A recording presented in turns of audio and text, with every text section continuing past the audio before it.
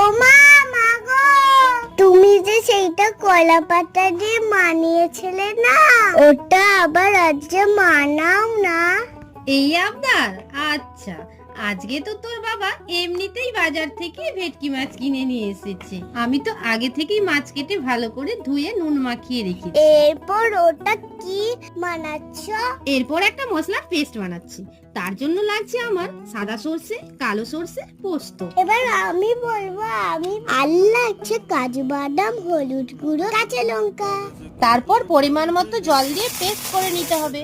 এবার একটা পাত্র নিয়ে মাছের মধ্যে ওই পেস্টটা দিয়ে দিয়েছি। এরপর দিয়ে দিচ্ছি সর্ষে তেল, পরিমতো নুন। তারপর গোটা কয়েক কাঁচা লঙ্কা দিয়ে ভালো করে ম্যারিনেট করে নিতে হবে। এবার কলাপাতাগুলো ছোট ছোট কেটে নিয়ে কলাপাতার মধ্যে তেল মাখিয়ে গ্যাসের আগুনে সেঁকে নেব।